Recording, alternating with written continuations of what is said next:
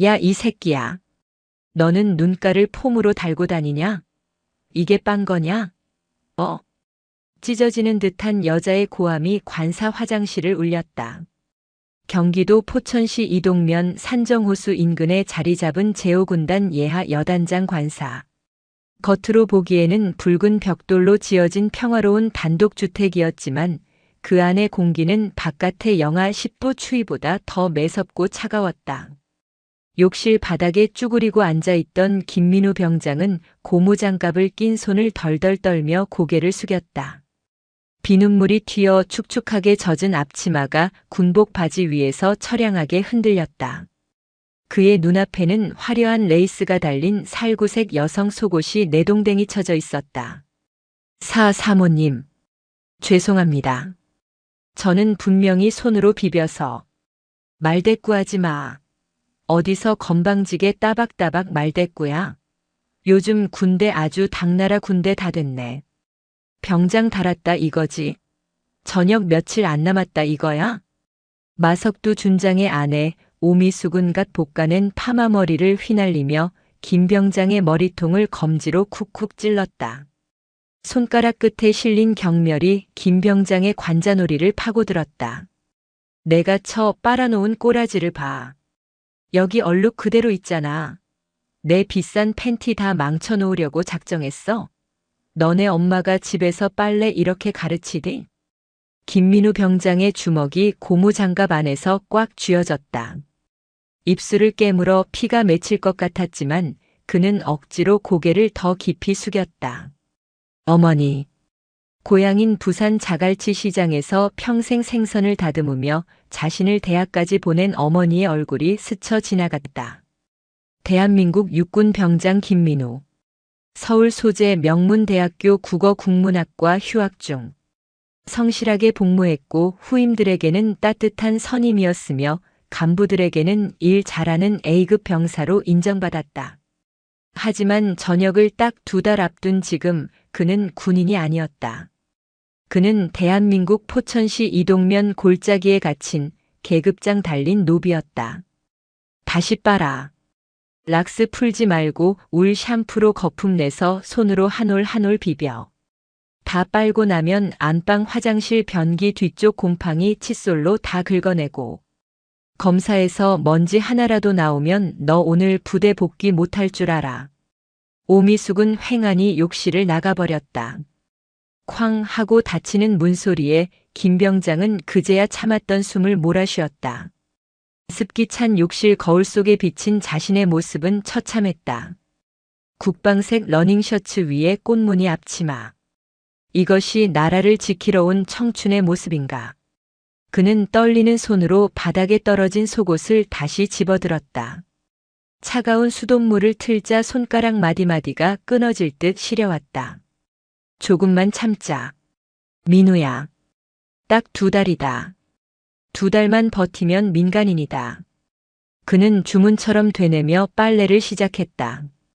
그때 현관문 도어록이 요란하게 삑삑거리는 소리가 들렸다. 충성. 단결. 우렁찬 경례 구호가 들리더니 둔탁한 군화 발자국 소리가 거실로 이어졌다. 이 집의 주인이자 김민우를 지옥으로 밀어넣은 장본인. 여단장 마석두 준장이었다. 어이 김 병장. 어디 있나? 걸걸한 목소리가 김 병장을 찾았다. 김 병장은 황급히 고무장갑을 벗어 던지고 젖은 손을 앞치마에 대충 닦으며 거실로 뛰어나갔다. 단결. 병장 김민우. 거실 소파에 거만하게 다리를 꼬고 앉은 마석두 준장은 전투복 상의를 풀어 헤친 채 텔레비전 리모컨을 만지작거리고 있었다. 그의 발치에는 흑투성이 전투화가 아무렇게나 벗겨져 있었고 방금 훈련이라도 다녀온 듯 흙 냄새와 땀 냄새가 진동했다. 하지만 김 병장은 알고 있었다. 저건 훈련의 흔적이 아니라 인근 골프장에서 라운딩을 돌고 온 흔적이라는 것을. 마 준장은 힐끗 김 병장을 올려다보며 쯧쯧 혀를 찼다. 야 김 병장. 너 꼬라지가 그게 뭐냐? 앞치마 꼴하고는. 누가 보면 내가 병사 학대라도 하는 줄 알겠다. 마 준장은 킬킬거리며 자신의 농담이 재미있다는 듯 웃었다. 김 병장은 차렷 자세를 유지한 채 아무 말도 할 수 없었다. 보고만 있지 말고 가서 냉수 좀 가져와. 아, 그리고 내 전투화 좀 닦아놔라. 내일 군단장님 회의 있으니까 광나게. 불광 알지? 물광 말고 불광으로. 알겠습니다. 김 병장이 부엌으로 향하려 하자 마 준장이 불쑥 말을 덧붙였다. 아, 맞다. 너 저녁이 언제지? 김 병장의 등줄기에 식은 땀이 흘렀다. 이것은 마 준장이 그를 통제하는 가장 확실한 목줄이었다. 2026년 3월 5일입니다. 그래. 얼마 안 남았네. 근데 김 병장 요즘 보니까 군기가 좀 빠진 것 같아? 집사람한테 얘기 들으니까 빨래도 건성으로 한다며? 마 준장의 눈빛이 뱀처럼 번들거렸다. 그는 테이블 위에 놓인 담배를 꺼내 물며 연기를 길게 내뿜었다. 영창 한번 다녀오면 저녁이 며칠 미뤄지더라. 15일인가? 너 만약에 여기서 내 마음에 안 들게 행동하면 내가 너 영창 보낼 구실 못 만들 것 같아? 작업하다가 장비 잃어버렸다고 보고 올리면 그만이야. 알지? 협박이었다. 명백한 협박. 김 병장의 주먹이 다시금 부들부들 떨렸다. 마석두 준장은 자신의 권력을 사적으로 이용하는 데에 아무런 죄책감이 없는 인간이었다. 그에게 병사는 국가의 아들이 아니라 공짜로 쓸 수 있는 소모품이자 머슴일 뿐이었다. 최선을 다하겠습니다.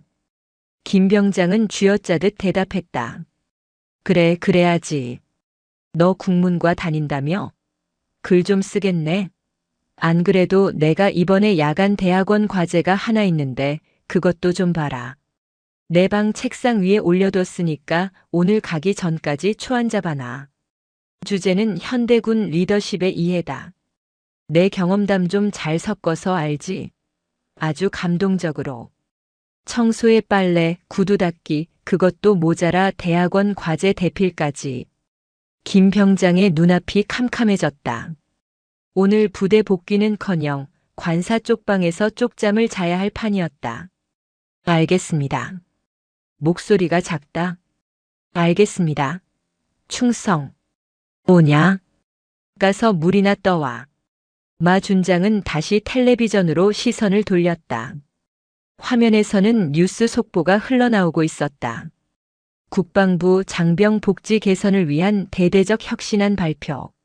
마 준장은 코웃음을 치며 채널을 돌려버렸다. 복지는 무슨 얼어 죽을. 요즘 애들은 배가 불렀어. 라떼는 말이야 팬티가 아니라 기저귀도 빨아줬어. 감지덕지한 줄 알아야지. 김 병장은 부엌으로 들어가 냉장고 문을 열었다. 냉장고 안에는 각종 보약과 고급 과일, 한우 세트가 가득 차 있었다. 병사들은 식단 단가 맞춘다고 퍽퍽한 고기 반찬 하나 제대로 못 먹는데 여단장의 냉장고는 호화롭기 그지없었다. 물을 따르는 김 병장의 손목에 멍자국이 선명했다. 지난주 마 준장의 이삿짐을 나르다가 가구 모서리에 찍힌 상처였다. 하지만 의무대는커녕 파스 한 장 붙이지 못했다. 아프다고 말하면 꾀병 취급을 받을 게 뻔했기 때문이다. 그는 물잔을 들고 거실로 나가 마 준장 앞에 공손히 내려놓았다. 그리고 현관으로 가서 흑투성이 전투화를 집어들었다. 구두약 냄새가 코를 찔렀다. 김 병장은 관사 뒷베란다에 쪼그리고 앉아 라이터 불로 구두약을 녹였다. 치익 하는 소리와 함께 매캐한 연기가 피어올랐다. 어머니, 죄송해요. 아들이 이러고 삽니다. 천으로 구두를 문지르며 그는 밤하늘을 올려다보았다. 포천의 밤하늘은 유난히 별이 맑았다. 저 별들 중 하나가 자신을 내려다보고 있을 것만 같았다. 야, 김민우, 뭐해? 빨리 안 닫고. 거실에서 마 준장의 고함이 다시 들려왔다. 지금 갑니다. 김 병장은 눈가를 훔치고 다시 전투화에 침을 뱉었다. 퇴. 자신의 비참한 처지를 뱉어내듯. 그리고 미친 듯이 문질렀다. 가죽이 벗겨질 정도로, 자신의 지문이 닳아 없어질 정도로. 이날 밤 김민우 병장은 새벽 3시가 넘어서야 마 준장의 과제 초안을 완성할 수 있었다. 그는 관사 창고 구석에 놓인 낡은 라텍스 매트리스 위에 몸을 뉘었다. 보일러가 들어오지 않는 창고는 냉골이었다. 그는 웅크린 채 군용 깔깔 이방한 내피를 턱 끝까지 끌어올렸다. 잠이 오지 않았다. 분노와 억울함 그리고 무력감이 뒤섞여 가슴이 답답했다. 그때 창고 구석에 쌓여있던 마 준장의 골프 가방 뒤로 먼지 쌓인 상자 하나가 눈에 들어왔다. 무언가에 홀린 듯 그는 상자를 열어보았다. 그곳에는 마 준장이 지난 수년간 병사들에게 받은 마음의 편지들이 수북이 쌓여 있었다. 뜯지도 않은 채 처박아둔 편지들. 여단장님, 보일러가 고장나 너무 춥습니다. 여단장님, 급식이 너무 부실합니다. 여단장님, 부조리가 심합니다. 절규에 가까운 병사들의 목소리가 쓰레기처럼 방치되어 있었다.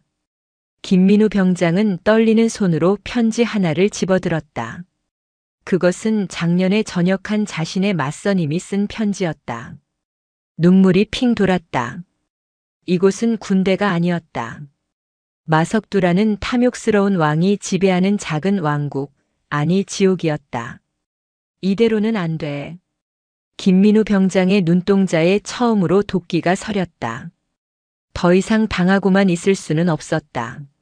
내가 전역하더라도 내 후임들이, 그리고 또다시 들어올 누군가의 귀한 아들들이 이 지옥을 겪게 할 수는 없었다. 하지만 일개 병장인 그가 무엇을 할 수 있을까? 별을 단 장군을 상대로. 절망적인 상황이었지만 그는 몰랐다. 이 거대한 어둠을 찢어발길 철의 여인이 지금 서울 육군본부에서 서류 한 장을 들고 매서운 눈빛을 번뜩이고 있다는 사실을. 그리고 그 서류가 바로 김민우 병장이 군 복무 중 겪은 모든 비극을 끝낼 폭풍의 씨앗이 될 것임을. 이동면의 밤은 깊었고 폭풍은 아직 오지 않았다. 하지만 바람의 방향은 아주 서서히, 그러나 확실하게 바뀌고 있었다. 11월의 포천은 이미 겨울이었다. 뼈를 에이는 듯한 칼바람이 백운 계곡을 타고 내려와 이동면 주둔지 연병장을 휩쓸었다. 하지만 그 연병장을 가득 채운 것은 훈련하는 병사들의 함성이 아니라 산더미처럼 쌓인 배추 500포기였다. 야, 이 새끼들아. 동작 안 빨라? 배추 숨 죽은 거 안 보여? 이거 오늘 안에 다 못 끝내면 니들 잠잘 생각하지 마라. 여단 주임원사의 고함이 쩌렁쩌렁 울렸다.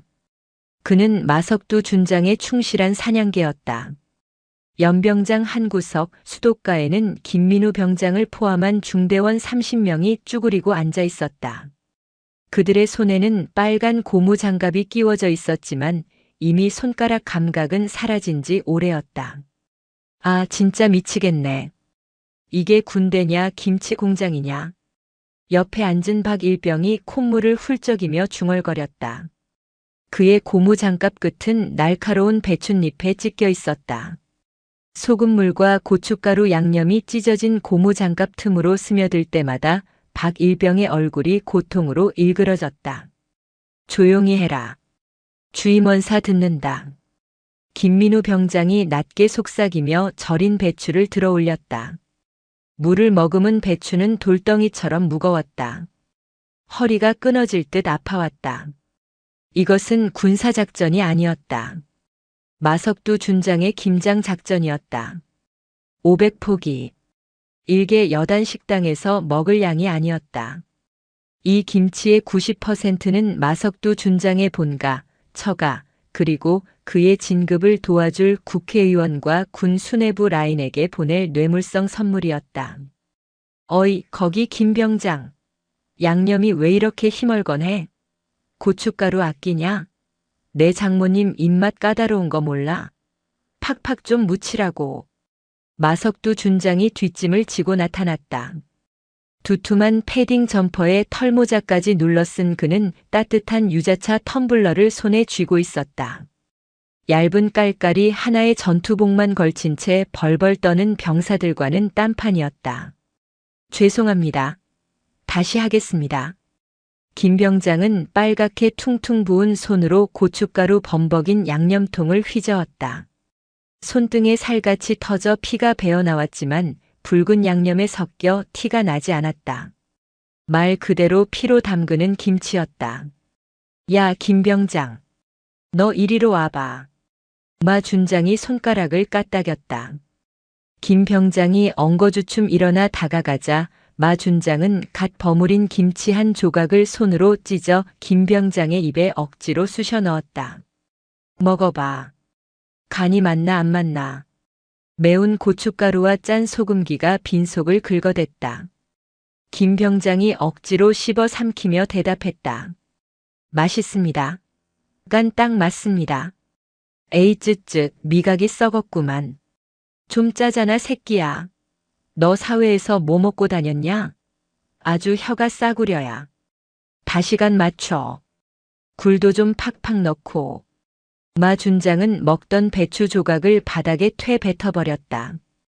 김 병장의 전투화 위로 붉은 김치 국물이 튀었다. 그리고 저기 박스 포장하는 놈들. 주소지 헷갈리면 죽는다. 서울 강남구로 갈 거랑 부산 해운대로 갈 거랑 섞이면 너네 영창 갈 줄 알아. 특히 저기 스티로폼 박스에 707 특수임무단 출신 국회의원님께 보낼 건 특대 사이즈로 골라 담아. 알겠어? 마 준장은 자신의 인맥 관리를 위해 병사들의 피와 땀을 착취하고 있었다. 해가 지고 어둠이 깔릴 때까지 작업은 계속되었다. 차가운 수돗물에 손이 동상 걸릴 지경이었지만 마 준장은 난로 하나 피워주지 않았다. 정신력들이 썩어 빠져가지고 라떼는 맨손으로 얼음 깨고 들어가서 목욕도 했어. 고작 김장 몇 포기 담그면서 춥다고 징징대. 마 준장은 멀리서 벌벌 떠는 병사를 보며 혀를 찼다. 그때 무거운 배추 상자를 나르던 박일병이 빙판이 된 바닥에 미끄러져 넘어졌다. 으악! 와장창 소리와 함께 김치통이 엎어졌다. 마 준장의 눈썹이 꿈틀했다. 야, 이 새끼야! 마 준장이 달려가 넘어진 박일병의 정강이를 군홧발로 걷어찼다. 죄송합니다. 죄송? 너 이 김치가 얼마짜린 줄 알아? 안에 들어간 굴이랑 잣이랑 배값이 내 월급보다 비싸. 어디서 귀한 김치를 땅바닥에 쏟아? 박일병은 아픈 다리를 부여잡지도 못한 채 바닥에 엎드려 빌었다. 김민우 병장은 주먹을 꽉 쥐었다. 사람이 다쳤는데 김치 걱정을 하는 지휘관. 저게 대한민국 장군인가? 김 병장. 뭐해? 저거 다 주워 담아. 흙 묻은 건 씻어서 맨 아래 깔아. 어차피 남들이 보면 몰라. 김민우 병장은 치밀어 오르는 구역질을 참으며 바닥에 떨어진 김치를 주워 담았다. 흙투성이 김치. 그것은 마치 자신들의 처지 같았다. 아무리 짓밟히고 더러워져도 권력자들의 식탁 아래 깔려야 하는 소모품. 그날 밤 병사들은 밥맛이 없어 저녁을 거의 남겼다. 내무반 전체에 파스 냄새가 진동했다. 모두가 끙끙 앓는 소리를 내는 가운데 김민우 병장은 창밖을 바라보았다. 여단장 관사 쪽에서 환한 불빛과 함께 웃음소리가 들려왔다. 마 준장이 김장이 끝난 기념으로 간부들을 불러 수육 파티를 하는 모양이었다. 병사들이 만든 김치와 함께. 악마 같은 새끼. 누군가 나지막이 욕설을 내뱉었다. 하지만 그 욕설은 포천의 밤바람에 힘없이 흩어졌다. 해가 바뀌어 1월이 되었다. 포천의 겨울은 이제 본격적인 맹위를 떨쳤다. 영하 20도. 숨을 쉴 때마다 폐가 얼어붙는 듯한 추위였다. 하지만 더 끔찍한 것은 내무반의 온기마저 사라졌다는 사실이었다. 노후화된 보일러가 고장난 지 3일째였다. 행보관님, 보일러 수리 언제 됩니까? 애들이 잘 때 입에서 입김이 나옵니다. 김민우 병장이 행보관에게 사정했다. 하지만 행보관은 난처한 표정으로 머리를 극적였다. 여단장님이 예산 없다고 결제를 안 해주신다. 일단 침낭 2개 겹쳐 덮고 자라고 해라. 예산이 없다니요? 지난주에 여단장실 소파랑 커튼 싹 다 최고급으로 바꾸지 않았습니까? 야, 김병장. 목소리 낮춰. 너 그러다 찍힌다. 그때였다. 중대장실에 인터폰이 울렸다. 여단장님. 네. 관사요? 아, 지금 당장이요? 네, 알겠습니다. 작업 인원 보내겠습니다. 전화를 끄는 중대장이 한숨을 푹 쉬며 김병장을 바라봤다. 민우야. 애들 5명만 데리고 관사로 가라. 보일러 고쳐주시는 겁니까? 가보면 안다. 김민우 병장과 후임들은 희망을 품고 관사로 달려갔다. 하지만 그들을 기다리고 있는 것은 따뜻한 부속품이 아니라 시멘트 포대와 벽돌, 그리고 전기 열선이었다. 왔냐? 날씨가 많이 춥지? 마석두 준장이 관사 마당에서 털장갑을 낀 채 손을 비비며 나왔다. 그의 옆에는 해피라고 불리는 덩치 큰 shepherd 한 마리가 고급게 옷을 입고 꼬리를 치고 있었다. 단결. 작업 인원 도착했습니다. 그래. 우리 해피가 이번 겨울을 나기가 좀 추울 것 같아서 말이야. 여기 마당 구석에다가 해피집을 새로 하나 지어줘야겠다. 그냥 계집 말고 저기 벽돌로 탄탄하게 쌓고 바닥에 이 전기 열선 깔아서 보일러 들어오게. 알겠지? 김 병장은 자신의 귀를 의심했다. 병사들은 보일러가 고장 나 냉골 바닥에서 자고 있는데 계집에 보일러를 깔라고. 여단장님. 지금 내무반 보일러가 고장나서 병사들이. 시끄러워. 내무반은 사람이 많으니까 서로 체온으로 버티면 되잖아. 군인이 춥다고 징징대기는. 우리 해피는 족보 있는 혈통이라 추위 타면 안 돼. 너보다 비싼 몸이야. 빨리 시작해. 해지기 전까지 시멘트 양생 끝내라. 마 준장은 개 머리를 쓰다듬으며 집 안으로 쏙 들어가 버렸다. 와, 진짜 사람이 아니네. 후임 상병이 망치를 바닥에 던지며 욕을 했다. 하지만 반항할 수는 없었다. 그들은 묵묵히 언 땅을 곡괭이로 까고 벽돌을 나르기 시작했다.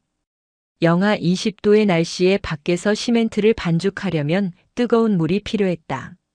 하지만 관사에서 물을 길어오면 금세 식어 살얼음이 끼었다.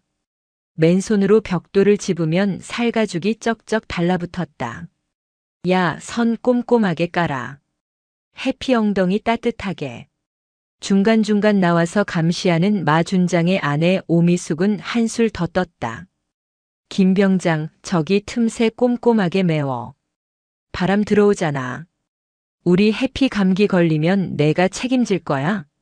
지난번에 보니까 미장이 엉망이더만. 기술 좀 배워서 나와야지 원. 그녀는 병사들에게 따뜻한 커피 한 잔은커녕 찌꺼기만 남은 찬물을 내밀었다. 목마르지? 이거 마시고 해. 5시간의 사투 끝에 붉은 벽돌로 지어진 호화로운 계집이 완성되었다. 바닥에는 전기 패널이 깔려 훈훈한 열기가 올라왔다. 김민우 병장은 그 온기가 너무나 부러웠다. 오, 좋아. 아주 아늑하네. 마 준장이 나와서 만족스러운 표정으로 해피를 계집 안으로 밀어넣었다. 그리고는 최고급 한우가 섞인 게 사료를 그릇에 부어주었다. 많이 먹어라 우리 해피. 오빠들이 집 지어주니까 좋지? 김 병장과 병사들은 뱃속에서 꼬르륵 소리가 났다. 오늘 점심은 똥국의 엄밥이었다. 그런데 적에는 한우를 먹고 있다. 뭐해? 다 끝났으면 꺼져. 냄새나니까. 마 준장이 손을 휘휘 저었다. 부대로 복귀하는 길 김민우 병장은 하늘을 올려다보았다. 눈발이 날리기 시작했다. 김 병장님. 뒤따르던 막내 이등병이 울먹거렸다. 저 진짜 집에 가고 싶습니다. 엄마 보고 싶습니다. 김 병장은 아무 말 없이 막내의 어깨를 감싸 안았다. 그의 어깨도 떨리고 있었다. 그들은 개만도 못한 존재였다. 대한민국 육군이 아니라 마석두의 산호비. 아니, 마석두의 개보다 못한 하등 생물이었다. 그날 밤 김민우 병장은 잠든 후임들의 머리맡에서 떨어진 입김을 보며 수첩을 꺼냈다. 그리고 떨리는 손으로 날짜를 적었다. 치욕의 기록을 하나도 빠짐없이 남기기 위해서였다. 3월 김민우 병장의 저녁이 코앞으로 다가왔다. 하지만 마석두 준장은 그를 놓아줄 생각이 없어 보였다. 김 병장, 잠깐 나 좀 보자. 일과 시간 후 김 병장은 다시 관사 서재로 불려갔다. 서재 책상 위에는 영어 원서와 논문 자료들이 산더미처럼 쌓여 있었다. 앉아라. 마 준장은 평소와 달리 부드러운 목소리로 권했다. 하지만 그 부드러움 뒤에 숨겨진 칼날이 더 무섭다는 것을 김 병장은 알고 있었다. 너 내가 야간 대학원 다니는 거 알지? 이번에 학위 논문 심사가 있는데 말이야. 내가 부대 지휘하느라 너무 바빠서 도통글 쓸 시간이 안 나네. 그는 두툼한 봉투 하나를 책상 위에 툭 던졌다. 주제는 미래전 양상과 한국군의 대응 전략이다. 내가 국문과라 글솜씨가 좋아서 내가 특별히 부탁하는 거야. 이거 이번 주 일요일까지 완성해라. 네. 여단장님, 이번 주 일요일이면 5일밖에 안 남았습니다. 그리고 저는 전공이 문학이라 군사 전략 쪽은. 어허, 안 된다는 말이 왜 먼저 나와? 군인 정신 어디 갔어? 마 준장의 표정이 순식간에 싸늘하게 변했다. 그는 책상 서랍에서 서류 한 장을 꺼내 흔들었다. 김민우, 너 지난번 휴가 때 복귀 10분 늦었지? 그거 군무 이탈로 처리할 수도 있는 거 알지? 그건 버스가 고장나서 지연 증명서까지 제출하지 않았습니까? 증명서야 뭐 내가 찢어버리면 그만이고.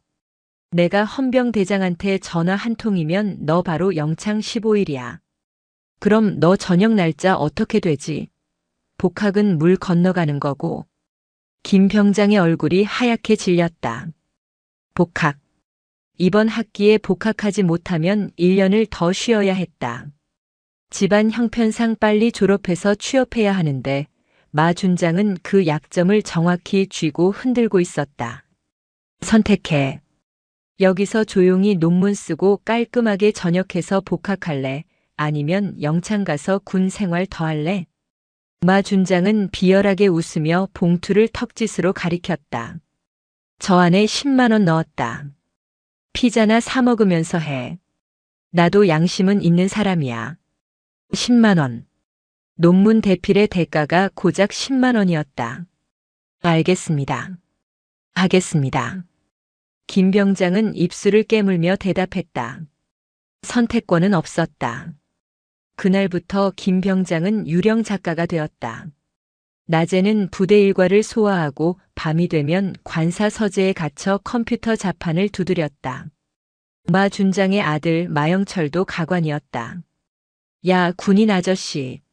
나 교양 과목 레포트도 하나 써줘.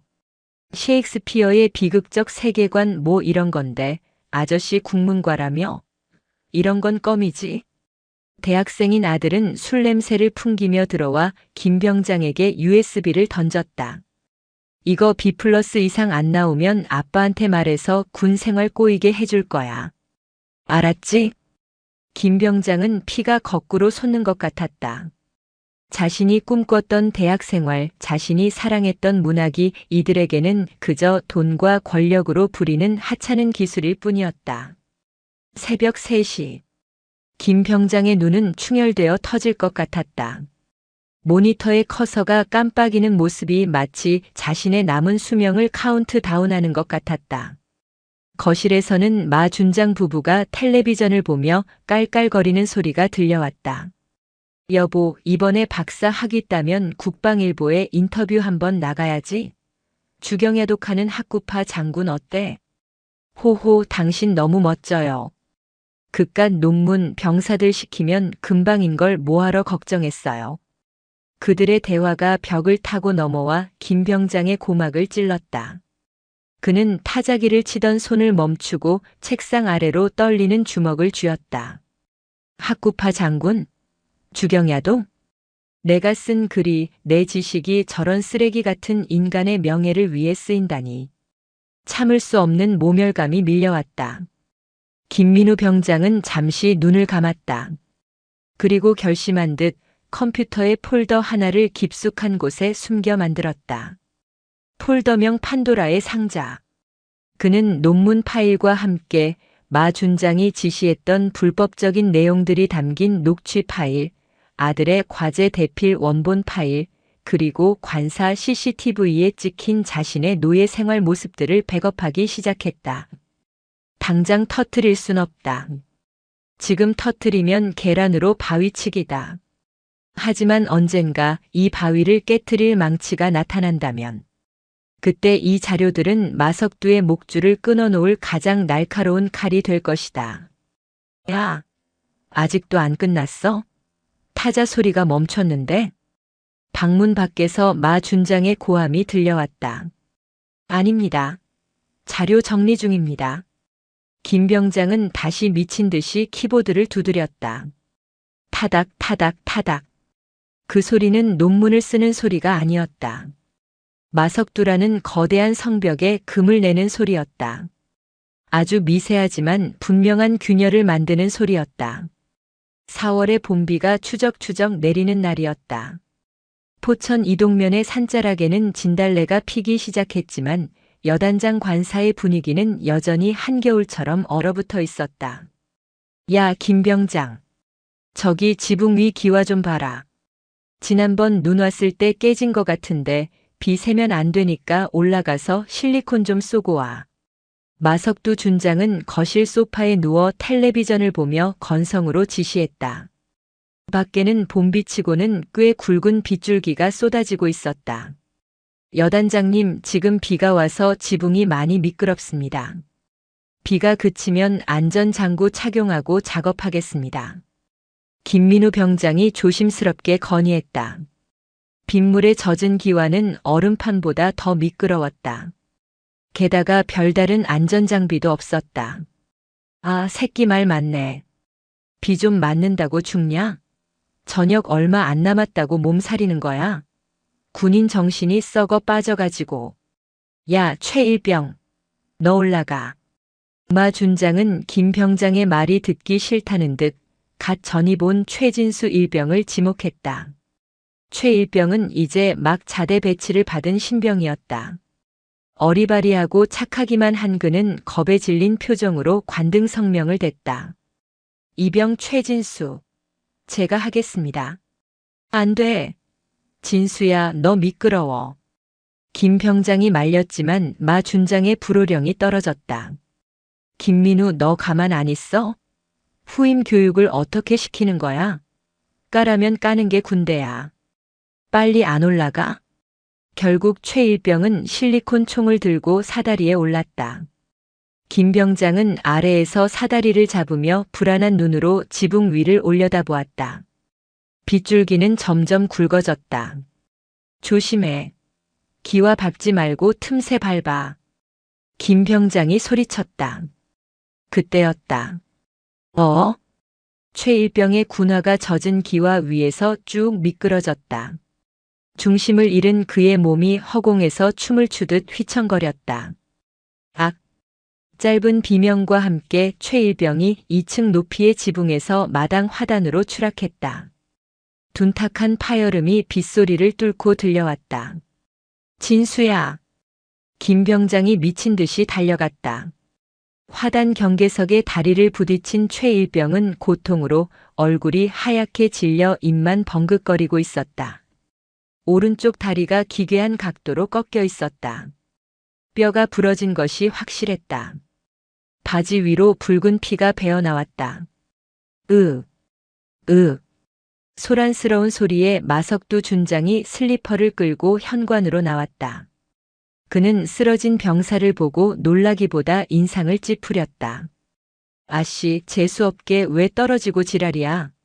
야, 내 화단꽃 다 뭉개졌잖아. 김 병장은 귀를 의심했다. 사람이 떨어져 다리가 부러졌는데 꽃 걱정을 하다니. 여단장님, 지금 다리가 부러진 것 같습니다. 빨리 앰뷸런스 불러야 합니다. 조용히 해. 동네방네 소문낼 일 있어? 앰뷸런스 부르면 상급 부대 보고 들어가야 하잖아. 일단 내 차 뒷좌석에 태워. 민간 병원으로 간다. 마 준장은 군 의무대가 아닌 읍내에 있는 작은 정형외과로 최일병을 데려갔다. 군 병원으로 가면 작업 중 사고로 기록이 남고 그러면 자신의 진급 심사에 악영향을 미칠까봐 두려웠던 것이다. 병원 진료실 앞. 마 준장은 고통에 신음하는 최일병과 김 병장을 구석으로 몰아세웠다. 잘 들어. 너네 오늘 어디서 다친 거야? 마 준장의 눈빛이 형형하게 빛났다.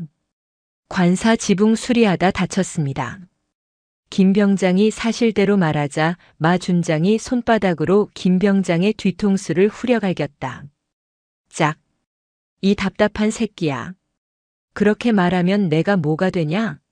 너네 중대 연병장에서 축구하다가 태클 걸려서 넘어진 거다. 알았어? 여단장님, 그건 공문서 위조입니다. 최일병은 공상 처리를 받아야 나중에 보훈 혜택도. 닥쳐. 보훈? 야, 뼈 좀 부러진 거 가지고 무슨 국가 유공자라도 될 줄 아냐? 내가 치료비 다 대줄 테니까 조용히 해. 그리고 최진수 너 만약에 딴소리하면 너네 부모님한테 전화해서 내가 군 생활 적응 못해서 자해했다고 말할 거야. 관심병사로 전역하고 싶어? 악마였다. 갓 20살 된 신병에게 할 소리가 아니었다. 최일병은 눈물을 뚝뚝 흘리며 고개를 끄덕일 수밖에 없었다. 축구하다 다쳤습니다. 그래, 그거야. 김 병장, 너도 입단속 잘해. 내가 데리고 축구한 거야. 알겠지? 그날 밤 김민우 병장은 내무반 화장실에 숨어 소리 없이 울었다. 자신이 너무나 무력하고 비겁하게 느껴졌다. 후임이 다리가 부러졌는데도 그 억울함을 밝혀주지 못한 채 거짓말에 동참해야 했다. 미안하다, 진수야. 진짜 미안하다. 하지만 이 사건은 마석두가 생각한 것처럼 완벽하게 덮이지 않았다. 최일병의 어머니가 아들의 전화를 받고 이상함을 느꼈기 때문이다. 엄마, 나 축구하다 다쳤어. 아니야, 별로 안 아파. 수화기 너머로 들려오는 아들의 목소리는 떨리고 있었다. 평소 운동신경이 좋던 아들이 축구하다가 복합골절을 당했다는 게 믿기지 않았다.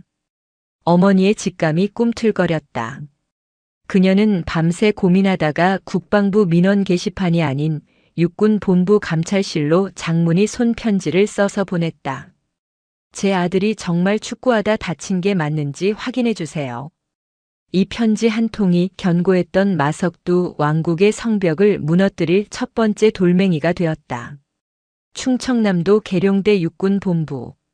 대한민국 육군의 심장부인 이곳에서도 가장 분주하고 긴장감이 감도는 곳은 제5군단장 집무실이었다. 강소영 중장. 그녀는 살아있는 전설이었다. 육군 사관학교 수석 입학, 수석 졸업. 707 특수임무단 대테러 팀장, 최전방 수색대대장, 특전사 여단장 등 야전 요직을 두루 거친 정통무관. 그리고 창군 이래 최초로 금녀의 벽을 깨고 군단장 중장의 자리에 오른 입지전적인 인물. 그녀의 별명은 철의 여인 혹은 불도저였다. 원칙에 어긋나는 일에는 타협이 없었고 병사들의 복지 문제에는 물불을 가리지 않고 덤벼들었기 때문이다. 군단장님, 커피 드십시오. 전속부관인 박소령이 김이 모락모락 나는 커피를 책상 위에 놓았다. 하지만 강소영 중장의 시선은 서류 뭉치에 고정된 채 움직이지 않았다. 그녀가 쓰고 있는 돋보기 안경 너머로 날카로운 눈빛이 번뜩였다. 박소령. 예, 군단장님. 우리 군단 예하 부대 중에서 부상자 현황 보고서 가져와봐. 최근 3개월치. 알겠습니다. 즉시 준비하겠습니다. 강 중장은 책상 한 구석에 놓인 삐뚤빼뚤한 글씨의 편지를 다시 집어들었다. 며칠 전 감찰실에서 단순 민원으로 분류해 넘긴 편지였다. 포천의 한 여단 소속 병사 어머니가 보낸 것이었다. 아들이 축구를 하다 다쳤다는데 목소리가 너무 불안합니다. 평소 아들은 거짓말을 못합니다. 단순한 과잉 보호일 수도 있었다. 하지만 강 중장의 오랜 야전 경험이 냄새를 맡았다. 잠시 후 박소령이 태블릿 PC를 들고 왔다. 여기 있습니다.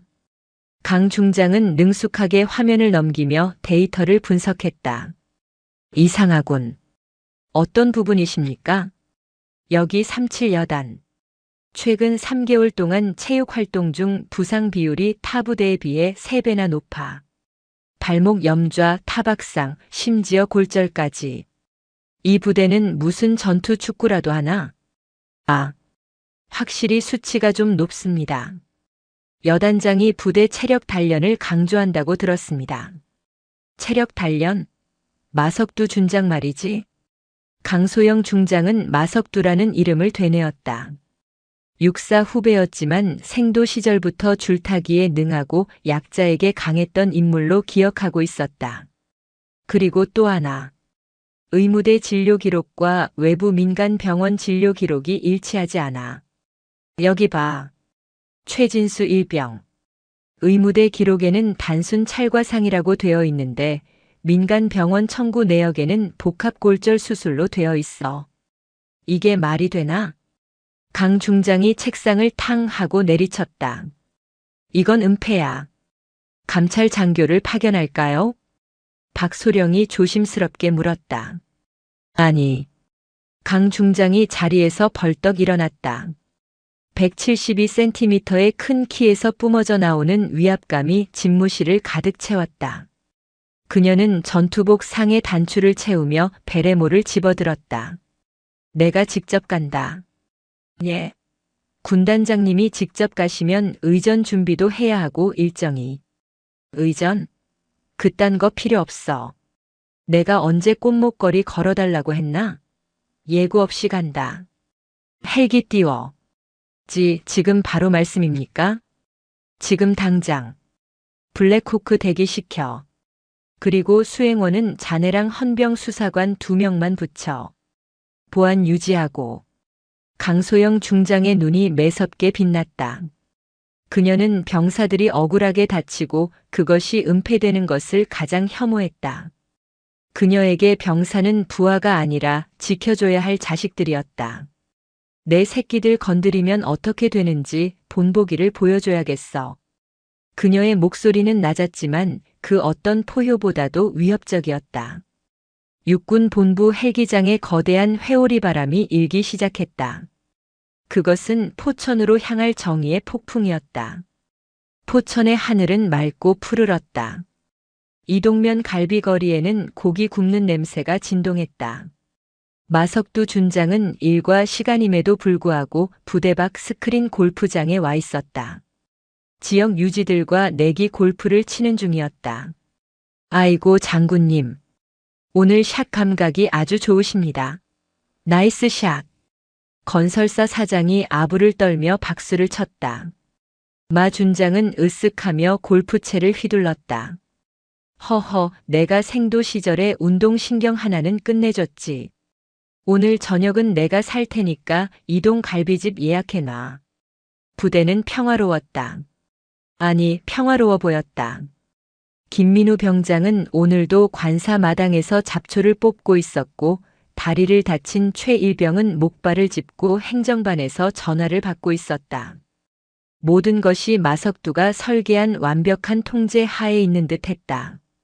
하지만 그 평화는 산 너머에서 들려오는 둔탁한 기계음 소리에 의해 깨지기 시작했다. 두두두두두두두. 처음에는 멀리서 들리는 천둥 소리 같았다. 하지만 소리는 점점 커지더니 부대 전체의 유리창을 덜덜 떨리게 만들었다. 뭐야? 무슨 소리야? 행정반에 있던 당직 사령이 창밖을 내다보았다. 그의 눈이 찢어질 듯 커졌다. 저공비행으로 산등성이를 넘어오는 검은색 헬기. 기체 옆면에는 4개의 별이 박힌 성판이 아닌 3개의 별이 선명하게 박혀 있었다. 군단장이다. 군단장 헬기가 떴다. 비상이었다. 예정에 없던 방문이었다. 야, 상황실. 여단장님 어디 계셔? 빨리 연락해. 부대에는 비상 사이렌이 울려 퍼졌다. 병사들은 영문도 모른 채 연병장으로 뛰어나왔고 간부들은 사색이 되어 이리 뛰고 저리 뛰었다. 스크린 골프장에서 퍼팅을 준비하던 마석두 준장의 휴대전화가 요란하게 울렸다. 아이씨, 누구야? 감히 샷하는데. 그는 짜증스럽게 전화를 받았다. 여단장님, 큰일 났습니다. 부대의 UH-60 헬기가 착륙 중입니다. 군단장님입니다. 뭐? 군단장님? 강소영 장군이? 마석두의 얼굴에서 핏기가 싹 가셨다. 골프채가 손에서 미끄러져 바닥에 툭 떨어졌다. 미친. 오늘 온다는 말 없었잖아. 야, 빨리 차 대기시켜. 부대로 복귀한다. 마 준장은 골프 옷을 입은 채 허둥지둥 밖으로 뛰쳐나갔다. 전투복으로 갈아입을 시간도 없었다. 차 안에서 급하게 옷을 갈아입으며 그는 부하에게 소리쳤다. 야, 관사에 있는 김병장. 그 새끼 빨리 숨기라고 해. 뒷문으로 내보내. 절대 눈에 띄게 하지 마. 한편 부대 연병장. 거대한 바람을 일으키며 블랙호크가 착륙했다. 프로펠러가 멈추기도 전에 문이 열리고 전투복 차림의 강소영 중장이 뛰어내렸다. 선글라스 뒤로 보이는 그녀의 표정은 얼음장처럼 차가웠다. 부여단장과 참모들이 헐레벌떡 뛰어와 경례를 붙였다. 충성. 군단장님 방문을 환영. 여단장 어디 있나?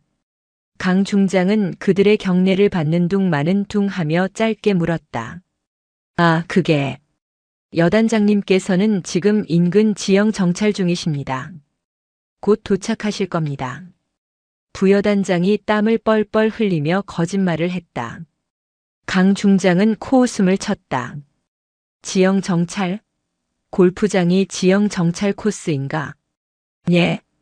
강 중장은 참모들이 둘러대기도 전에 성큼성큼 본청 건물로 향하지 않고 곧장 지휘 통제실이 아닌 병영 생활관 쪽으로 방향을 틀었다. 군단장님, 지휘 통제실은 저쪽입니다. 알아. 내 눈으로 직접 확인해야겠어. 너희들이 어떻게 애들을 굴리고 있는지. 그때 멀리서 검은색 세단이 흙먼지를 일으키며 급정거했다. 마석두 준장이 전투복 상의 단추도 제대로 채우지 못한 채 튀어나왔다. 충성. 군단장님, 오신다는 연락도 없이 어인일로. 마 준장이 억지 미소를 지으며 다가왔다. 강 중장은 걸음을 멈추고 마 준장을 위아래로 훑어보았다. 땀냄새와 섞인 희미한 술냄새, 그리고 골프 장갑 자국이 남은 손. 마석두 준장. 예, 군단장님. 자네 부대는 아주 여유가 넘치는구만. 일과 시간에 여단장이 자리를 비우고 말이야. 아, 그게 아니오라. 지역 대민 지원 협조 때문에. 입 다물어. 강 중장의 호통에 주변이 찬물을 끼얹은 듯 조용해졌다. 지금부터 이 부대는 내 지휘 하에 둔다. 전 간부, 전 병력. 지금 당장 연병장으로 집합해. 열외는 없다. 환자, 휴가자, 파견자 제외하고 단 한 명이라도 비면 그 책임은 내가 져야 할 거야. 강 중장은 마 준장의 얼굴 가까이 다가가 서늘하게 속삭였다. 특히 관사 관리병인지 식모인지 모를 병사들. 걔네들 빠뜨리면 넌 오늘 군복 벗을 각오해라. 마 준장의 다리가 후들거렸다. 올 것이 왔다. 저 여자는 모든 것을 알고 온 게 분명했다. 폭풍은 이제 막 시작되었다. 그리고 그 폭풍의 눈 한가운데에 김민우 병장이 있었다. 연병장에 모인 1000여 명의 병사들은 숨소리조차 내지 못했다. 단상 위에는 마이크 대신 서슬퍼런 침묵만이 감돌았다. 강소영 중장은 병력 현황판과 실제 줄 서 있는 병사들을 번갈아 보며 매섭게 눈을 빛냈다. 여단장. 강 중장의 낮은 목소리가 연병장을 울렸다. 예, 군단장님. 마석두 준장은 식은땀으로 젖은 등을 애써 펴며 대답했다. 병력 현황판에는 병장 김민우가 영내 대기로 되어 있는데 왜 내 눈에는 안 보이지? 화장실이라도 갔나? 마 준장의 동공이 지진 난 듯 흔들렸다. 아, 그게. 김민우 병장이 갑자기 복통을 호소해서 의무대에 잠시. 의무대? 방금 의무대장한테 확인했는데 온 적 없다던데? 그럼 생활관에서 휴식 중일 겁니다. 거짓말. 강 중장은 짧게 일갈했다. 그리고 뒤에 서 있던 헌병 수사관에게 손짓했다. 위치 추적 결과 띄워. 수사관이 태블릿을 내밀었다. 화면에 붉은 점이 깜빡이고 있었다. 그 점이 가리키는 위치는 생활관도 의무대도 아니었다. 바로 연병장 뒤편 붉은 벽돌로 지어진 여단장 관사였다. 내 부하가 왜 내 집 안방에 가 있지? 그게. 보일러 점검차. 닥쳐. 강 중장은 단상에서 내려와 성큼성큼 관사로 향했다. 마 준장이 비명을 지르듯 뒤따랐지만 강 중장의 걸음은 거침이 없었다. 병사들도 웅성거리며 그 뒤를 시선으로 쫓았다. 쾅! 강 중장은 관사 현관문을 군홧발로 걷어찼다. 잠겨있던 문이 우지끈 소리를 내며 열렸다. 거실에는 아무도 없었다. 하지만 안쪽 화장실에서 물소리가 들려왔다. 강 중장은 화장실 문을 벌컥 열었다. 아! 그곳에는 김민우 병장이 있었다. 군복 바지 위에 꽃무늬 앞치마를 두르고 한 손에는 곰팡이 제거제를, 다른 한 손에는 소를 든 채 변기 뒤쪽에 머리를 박고 있었다. 그는 문이 열리는 소리에 놀라 돌아보다가 별 3개가 박힌 베레모를 쓴 강 중장을 보고 그만 털썩 주저앉고 말았다. 너. 강 중장의 목소리가 떨렸다. 대한민국 육군 병장의 모습이 아니었다. 그것은 영락없는 파출부, 아니 노예의 모습이었다. 김 병장의 손은 독한 세제 때문에 껍질이 벗겨져 붉게 부어올라 있었다. 충. 성. 김 병장은 얼어붙은 입술로 간신히 경례를 붙이려 했지만 고무장갑 낀 손이 부끄러워 참아 올리지 못했다. 뒤따라온 마석두 준장이 그 광경을 보고 사색이 되어 무릎을 꿇었다. 군단장님, 오해십니다. 이건 애가 자원해서 도와주겠다고. 강 중장은 천천히 고개를 돌려 마 준장을 내려다보았다. 그녀의 눈에 실핏줄이 터져 붉게 충혈되어 있었다. 그것은 살기였다. 자원? 내 눈에는 저게 자원한 병사의 눈으로 보이나? 강 중장은 김 병장에게 다가가 조용히 앞치마를 벗겨주었다. 그리고 더러워진 그의 손을 자신의 2 손으로 꼭 잡았다. 미안하다. 늦게 와서 미안해. 많이 힘들었지? 김 병장의 눈에서 참았던 눈물이 왈칵 쏟아졌다. 그동안의 서름이 강 중장의 따뜻한 손길 한 번에 터져버린 것이다. 군단장님, 저 집에 가고 싶습니다. 엄마가 보고 싶습니다. 강 중장은 입술을 꽉 깨물었다. 그녀는 김 병장의 손을 잡은 채 다시 거실로 끌려 나온 마석두를 향해 싸늘하게 명령했다. 끌고 나와. 전 병력이 보는 앞으로. 연병장의 분위기는 폭풍전야였다. 강소영 중장이 김민우 병장을 대동하고 단상에 다시 올랐다. 그리고 헌병 2명이 마석두 준장의 양팔을 꺾어 제압한 채 끌고 왔다. 개처럼 끌려 나온 여단장의 모습에 병사들은 경악했다. 강 중장은 마이크를 잡았다. 고개 들어. 전 장병들 똑똑히 봐라. 그녀의 호통에 병사들이 일제히 주목했다. 강 중장은 옆에 서 있는 김민우 병장의 손을 번쩍 들어 올렸다. 퉁퉁 붓고 상처투성이인 손이었다. 이 손을 봐라. 이게 나라 지키라고 쥐어준 총을 잡던 손인가? 아니면 지휘관 마누라 빤스 빨고 변기 닦던 손인가? 병사들 사이에서 분노의 탄식이 터져나왔다. 마석두, 너는 국가가 내게 부여한 신성한 지휘권을 내 살이 사욕을 채우는 데 썼다. 병사들을 추위 속에 떨게 하고 내 계집을 짓게 했으며 부하의 다리가 부러졌는데도 은폐하고 협박했다. 그러고도 내가 장군인가? 그러고도 내가 지휘관이야? 강 중장은 마석두의 앞으로 다가갔다. 마석두는 벌벌 떨며 고개를 조아렸다. 한 번만 용서해 주십시오, 선배님. 제가 잠시 미쳤었나 봅니다. 선배, 내 입에서 그 더러운 소리 올리지 마. 찍! 강 중장의 손이 마석두의 전투복깃을 움켜쥐었다. 그리고 거칠게 잡아 뜯었다. 툭 투두둑. 마석두의 양쪽 어깨에 달려있던 준장 계급장이 실밥이 터지며 바닥으로 곤두박질 쳤다. 견장이 뜯겨나간 자리는 볼품없이 너덜거렸다. 너는 더 이상 장군이 아니다.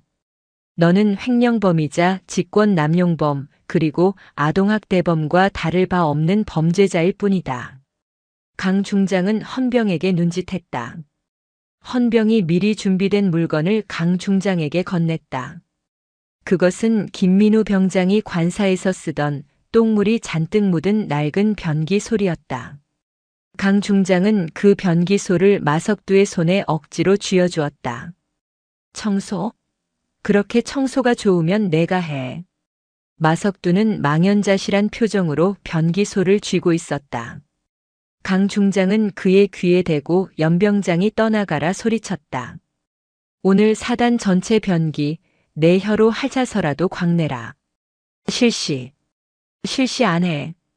강 중장의 불호령에 마석두는 조건 반사적으로 몸을 움찔거렸다. 가겠습니다. 닫겠습니다. 계급장이 뜯긴 마석두는 헌병들에 의해 병사 공용 화장실로 질질 끌려갔다. 잠시 후 화장실 안에서 구역질 소리와 함께 벅벅 솔질하는 소리가 들려왔다.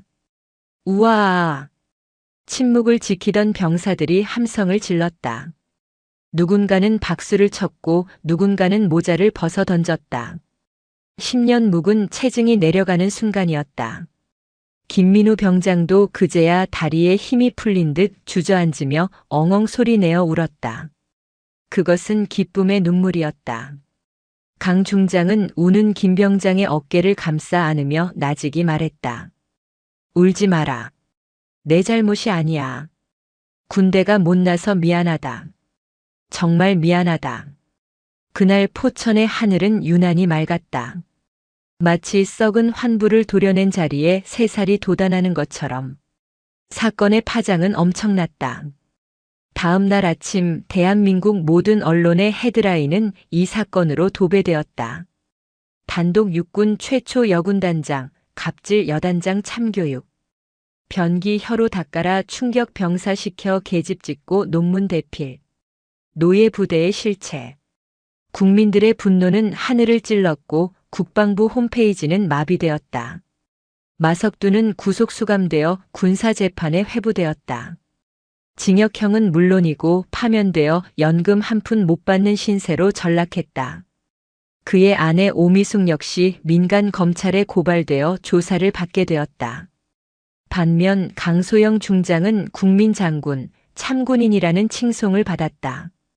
그녀의 단호한 결단력은 군 내부의 자정작용을 불러일으켰고 전군에 부조리 척결 바람이 불었다.